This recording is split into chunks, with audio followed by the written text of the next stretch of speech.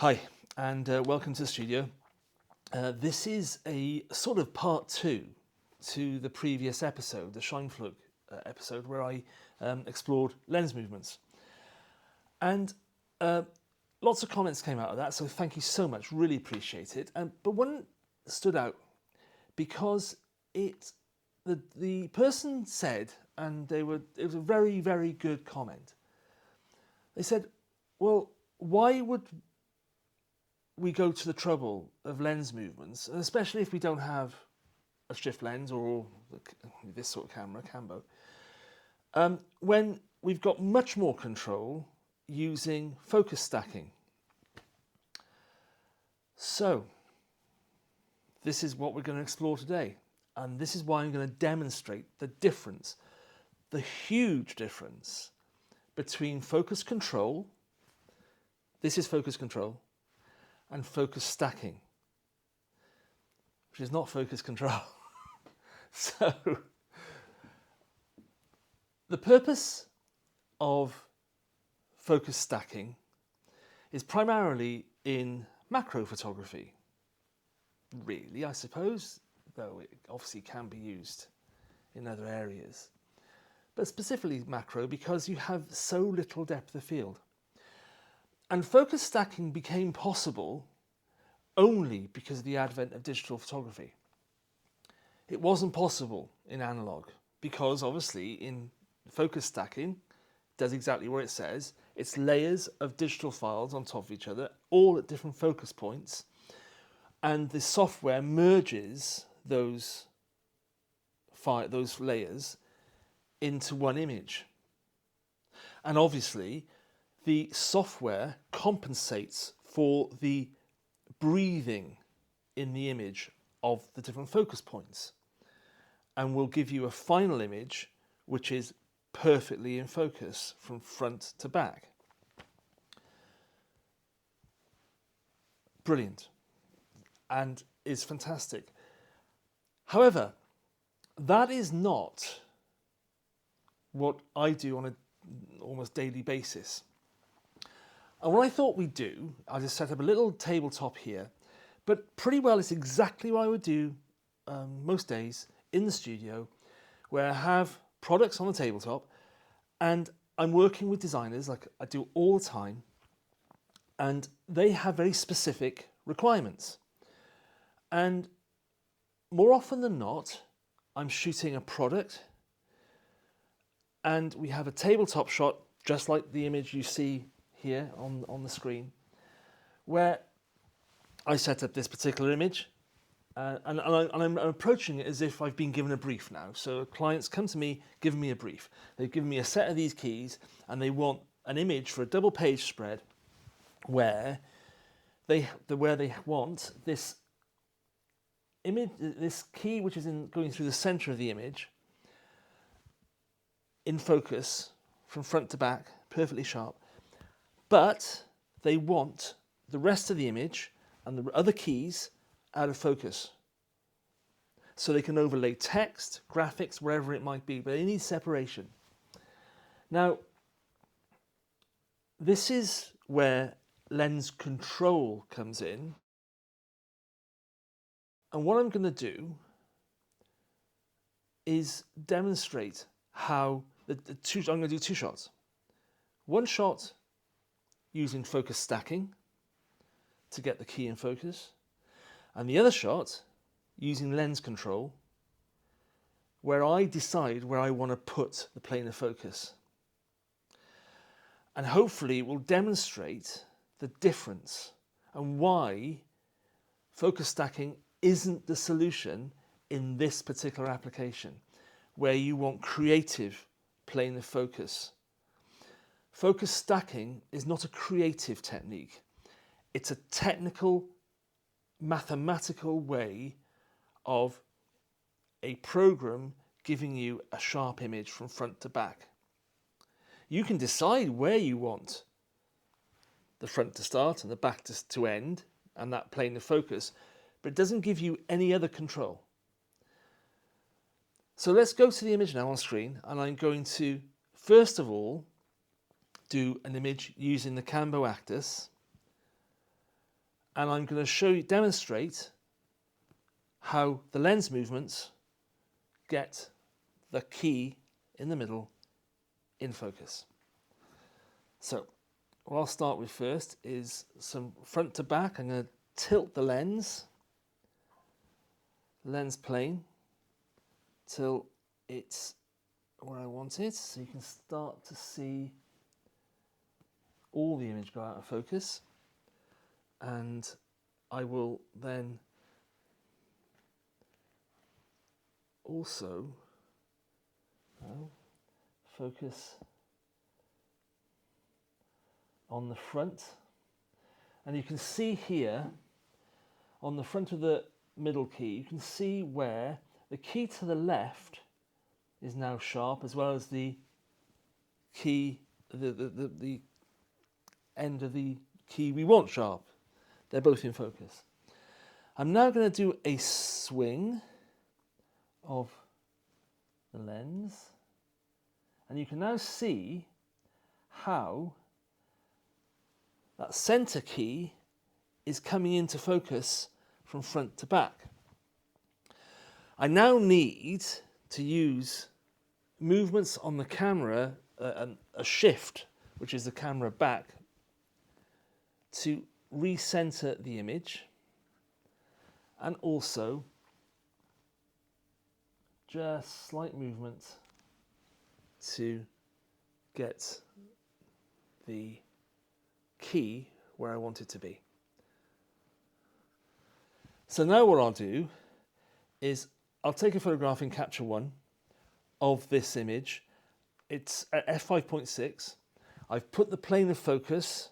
I've then done a front tilt of the lens. I've done a swing of the lens. And I've also done a back shift just to center the image where I want the image centered. So I'm now going to take a photograph and we'll have a look at it. So there's the image. Right, so there we have the image in Capture One. We'll go into this now and we'll look at where the plane of focus is. So as you can see, from the front of that key to the back of that key is sharp throughout the key. The keys to the left are out of focus. The keys to the right are out of focus. And I have a plane of focus going from here all the way through that key. So let's go back out. So that's the shot using lens movements. So we have a front lens tilt, a front lens swing, and we have a back panel, back sensor movement shift, so I can censor the lens where I wanted it.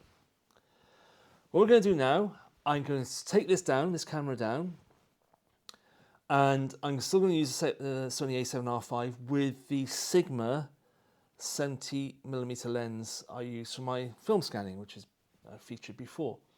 I'm going to put the camera in the same place, compose the shot as similar as possible, and then we're going to use focus stacking to do the same shot. And then we'll put the two shots side by side, have a look at them, and you can see why focus stacking, from a creative perspective, is not the right use case when you want creative control over focus. Hopefully those two images will demonstrate it, and you'll see that there's the image using creative lens control is far superior to the focus stacked image. Okay, let's do that now. So I'll be honest with you here, I've never done this before. I've never used focus bracketing.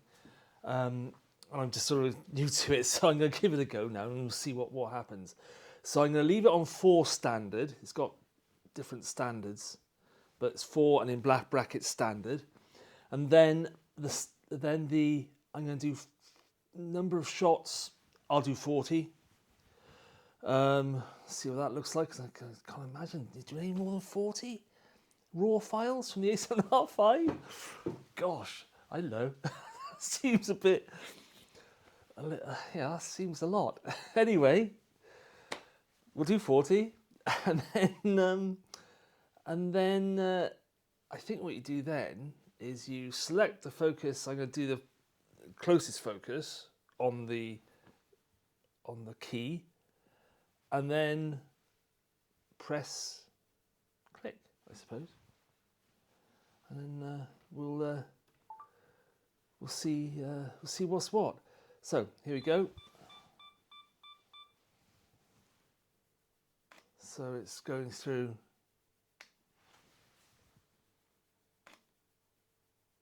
Yeah, this is going through click after click after click, and it looks like I look on the back of the camera. Just change glasses a second. See what we can see. And well, actually, on the what's coming up on capture one, as it comes up on capture one, I'm seeing the change of focus stepping on the individual files as they're coming through. So we'll let that run a second, and we'll take it from there.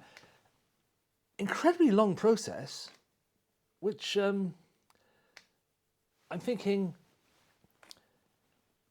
because I've always been used to getting everything right in camera, because I use lens movements.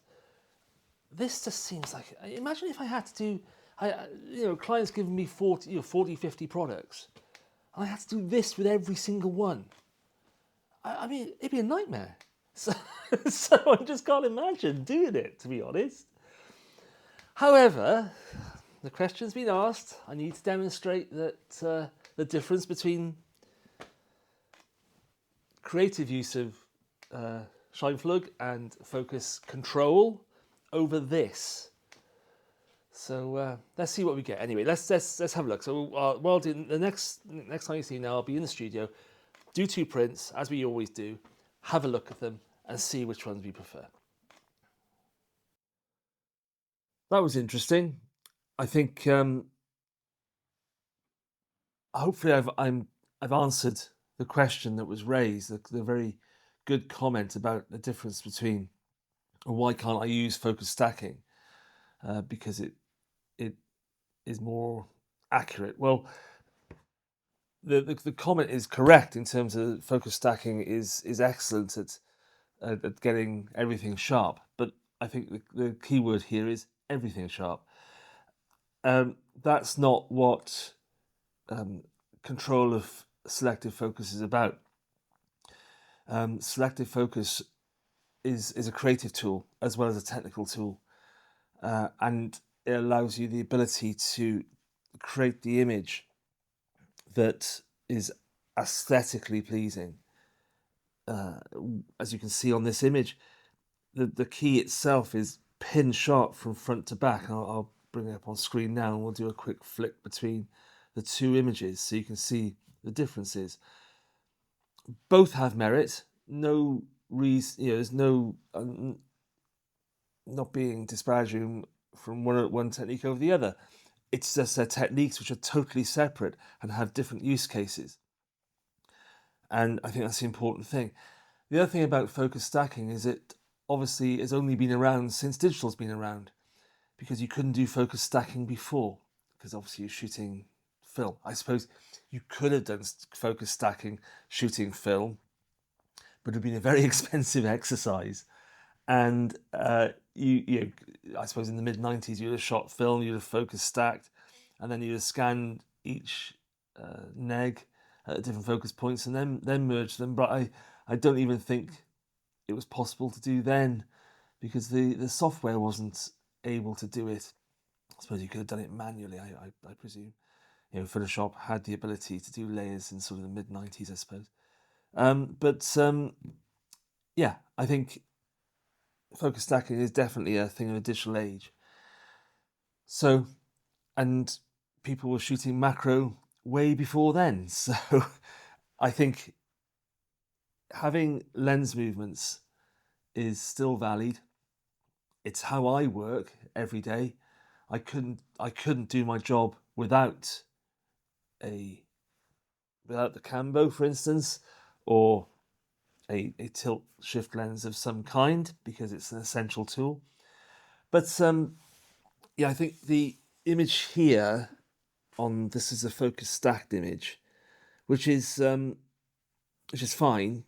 It does the job, and obviously you could, or maybe even if you're working with designers, they could do in post production. They could defocus areas.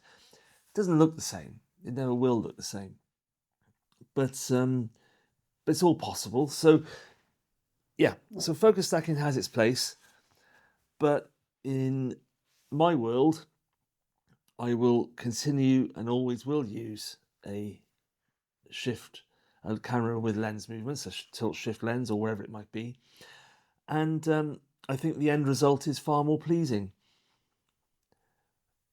And in the out of focus areas, you're focused on just the image that you want to highlight, be it in a brochure, be it on a website, or wherever it might be. Hopefully you enjoyed this episode. That it wasn't an episode I was expecting to do, but again, your questions and your comments spark ideas, and it's a great two-way conversation that we're having. And thank you so much for submitting them, and please continue to do so.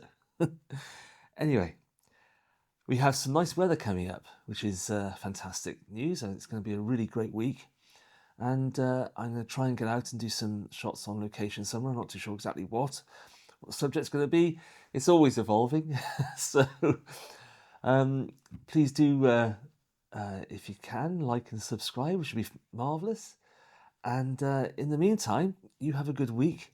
Take care and cheerio.